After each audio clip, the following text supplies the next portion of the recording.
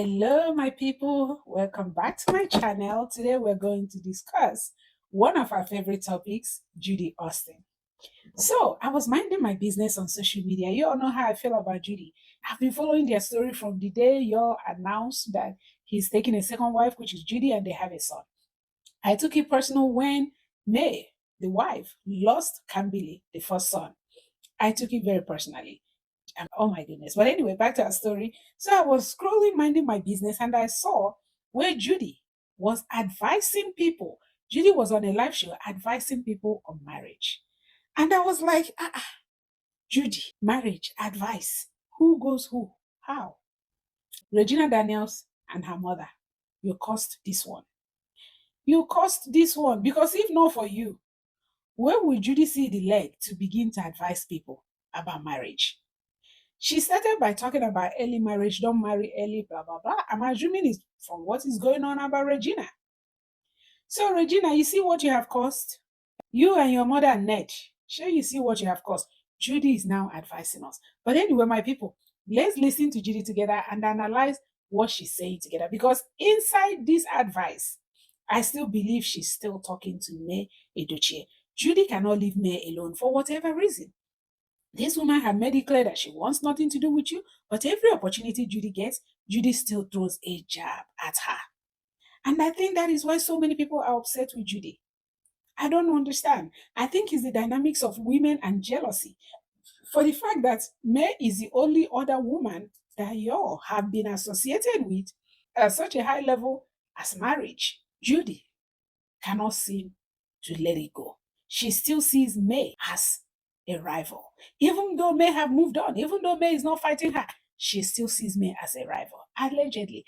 But anyway, let's listen together and talk together because this one shocked me. Oh, it shocked me. How can you come out and say this person is my husband and this person is my wife? And then when they met you for 20 years, people are in separate rooms. Yeah? The only conversation you have with your wife is once it concerns the children. As long as the kids are not involved. To your tent, oh Israel. You don't know what happens in your wife's life. The wife and what kind of life is that? Thank you guys. Thank you so much. Please. So many marriages are breaking up today because of this. So many marriages are breaking up today because the husband and the wife, they have nothing in common. Whatever in common. In fact, they don't have any business being together. So all this, she's talking about husband and wife being together and they don't have anything in common. They don't talk to each other. The only conversation they have is all about kids. Who is she talking to? I don't know, but one can't help but wonder. Is she saying this is the case with Yul and May Edochie? Because people have alluded to that they don't have anything in common. Yul is doing his own thing here. Hence, they came up with this saying, you can snatch a man from a careless woman. So I don't know if that's what she's trying to tell us, that this is actually the case. So we should stop blaming her that May and Yul didn't have any marriage. So me, I'm just analyzing this her life. I'm analyzing this her advice to married couple. So what kind of a marriage is that? That there's no marriage when the husband and wife haven't slept with each other for years and they're doing their own thing. So Judy, which husband and wife are we talking about? Let's be more specific, but let's continue to listen. A girl is in their early 20s, or let me even say under 18 or under 20, why are we allowing them to get married? For me, I think the best age for a girl to consider marriage is from 25 years old. And like I said, this is my own personal opinion. I think every girl should get to at least 25 years before you consider marriage. And I think every man, every guy should get to at least 30 years before you consider marriage. Why? Women, our brain, I think we grow faster. We mature faster than man. Girl 25, guys 30. I'm also speaking from experience because I experienced early marriage. Now, most parents will tell you that 90% or rather 80% of early marriages is because the girl got pregnant at a young age and now the guy wants to marry her, so they allowed it. People that are in their 30s before they got married, they still get it wrong because it's so difficult. They still get it so wrong. Even people that are matured enough to marry, they still marry and they still make one of the biggest mistakes of their lives. So why rush into it? Since the people that are much older than you are still crying in it. Your mother that is allowing you to get married is crying inside her own. She's having issues with her husband back to back. Some of you, the mother is even broken up from the dad. Whatever happens, you take full responsibility. This is my choice. I made this decision. I decided to marry this guy. So whatever comes out from it, I'll take it. I'll learn from it. No regrets. Lesson learned. But that's the decision you make when you're an adult, not when you're a child. So, in my own opinion, this is strictly my opinion, and I am so entitled to it. I think that parents should stop allowing their children marry, because if I want to get married at 18 and my parents are not on board with me, there is no way I'll get married. Who's going to marry me off? I can't do it alone. I can't call up my woman and mama that say I'm going to marry with it. I can't do that. My mom and my dad, they must be involved. So in a case where the parents are saying, even if you're pregnant, give birth to your child. You as a young boy, do not allow anybody force you into marriage simply because you got somebody pregnant. Take full responsibility of that pregnancy. Let the girl have the child. Work hard. Maybe you want to be a dad at a younger age. No problem. Take care of the child as much as you can, but never you resort to marriage before you know what the word marriage means. No, don't do that. 90% of the cases, either they break up or they remain loveless in the marriage. Many couples today, many husband and wives today are just answering Mr. and Mrs. That's all. They have separate rooms. They don't know what goes on in each of their lives. The husband doesn't know what happens in the wife's life. The wife doesn't know what happens in the husband's life. And they are okay like that. The only conversation they have in the house is about the children or upkeep of the house and everything. That's all. When you come out in public, oh, Mr. and Mrs., they will answer. But at home, to your sense, oh, Israel, that is not living. That is simply existing. You're not living. Do not let that be you. If you're a young person listening to this, I am also talking to you. If you're pregnant already for that, your boyfriend, and you're 18, you're 17, you're 19, you're 20, you're 21, have that child and go back and live your life. You are nowhere near ready to get married. You are not ready. I actually believe that Judy may be watching my videos, because you see this thing about getting married at 25. I have said it over and over and over again, and mine is coming from a scientific point of view, because the frontal lobe, where the decision-making area of the brain is, gets fully matured at 25. That's why I think so. I don't know, maybe Judy have been listening to my video, but anyway, another thing she said, she mentioned that don't let children get married. I agree with that. Don't let kids get married. And she said, because if the parents don't agree to the marriage, the children will not get married. She used herself as an example. If her parents do not agree for her to get married, will she get married? Because she needs the king's men, she needs the family. And I wanted to ask, so Judy, you know this, yet you married her without the king's men and the family. So the same way, I'll be like, I can't get married to somebody alone. My family have to be involved. That person I'm marrying, their family also have to be involved. So I was surprised for her to mention this. If she's of this knowledge, why didn't she apply it? But anyway, let's continue.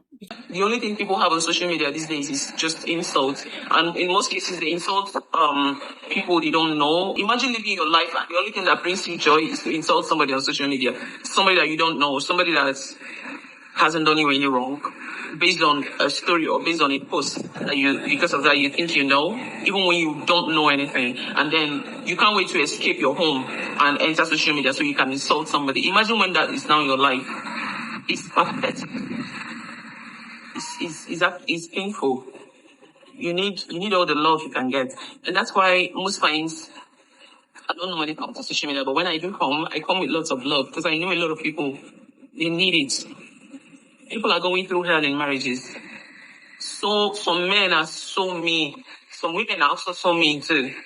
But you have a lot of guys that don't even send their wives. They don't really care if it didn't go wrong. They don't really care. They can't remember the last time they asked you, how are you doing? Are you happy? This guy now that is behaving like this, am I gonna be able to love this guy, committed to this guy, grow with this guy, build with this guy? Is this something I can do? You cannot make that decision if you're still a child. You cannot make that decision if you're not mentally ready for that kind of relationship. Date people, learn people, understand that you can't trust anybody except yourself and God. Understand that you need to show up for yourself before you expect any other person to show up for you. Learn people. I said learn people. Grow, work, build. Gain the shock absorber that you need. And then when you're ready, pray and ask God to keep you that one person that he created for you and hope that it happens. So that when you enter, even if it's not working out for you, no regrets. Says that she has experienced this where she's living through hell in marriage. The man doesn't care. The man will abandon her. For her to even have a conversation, she has to beg for it.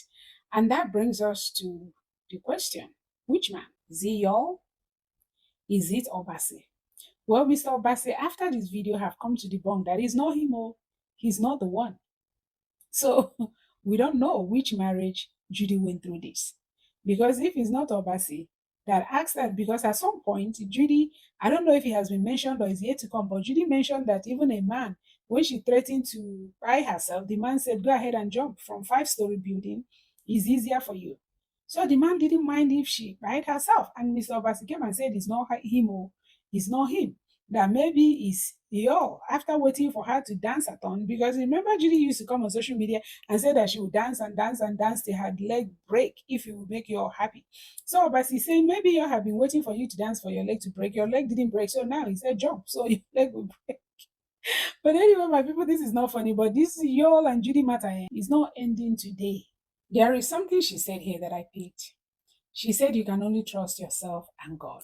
Is Judy trying to tell us something? Judy, if you want to say something, come on direct and say it. If you're talking to us, talk to us direct. Not they go through corners. Not they go through corners. But anyway, this video is interesting. Anyway, my people, that is it. Even though Judy is making sense in some of the things she's saying, it's just that thing about when your reputation is already messed up. No matter what comes out of Judy's mouth, majority of people will be like, be quiet. Because not only did she insert herself in a marriage, what she should have done is tell the person to get divorced. I know that some people practice polygamy, but we all know Yul wasn't polygamist. He wasn't. Hence, he got married in church. You were a side chick and you elevated to a main chick. What you should have done is tell the man, since you want to marry me, go ahead and let the first one go. So it won't be so messy. The reason it's so messy is just the way it happened. And you got in there, this man is not even ready to leave the first wife. And you went in there and you just stood and you started acting as if he's yours alone. And eventually the first woman said, okay, carry go. You still won't leave her alone. You'll be mentioning her children, throwing jabs at her. So that's why people are so upset with Judy. It's not just that she married you. There's so many second marriages. It's the way it happened. It just seems like she forced her way into the marriage. Of course, a lot of people are of the opinion that she used juju to hold him, that he's not acting with clear eyes. And I have actually asked a lot of people, I even asked the pastor, do you think those things actually work? They say, yes, it happens. There is juju. So all my married people, be praying for your husband, be praying for your wife. Because that means some stupid person can come from nowhere and charm them. And they will start acting funny. And can you really blame them if they're not doing it with their right mind? You see, that juju thing is still a mystery to me. I'm still wondering. But a lot of people seem to believe that it does happen. One thing we know for sure is there is evil, there is good. So evil cannot be denied. There's evil in this world that we're living in. But anyway, my people, thank you all for watching. Don't forget to drop your opinion down below. Let me know what you're thinking. Do you think that Yul was actually acting with his clear eyes, or do you think he was charmed? Do you believe in those things that they do happen? Let me know your thoughts down below. And then until next time, don't forget to like this video, share this video, and if you haven't subscribed, please hit the subscribe button so we can continue to grow and continue to converse with each other. And until next time, thank you once again for watching, and may God bless you. Bye.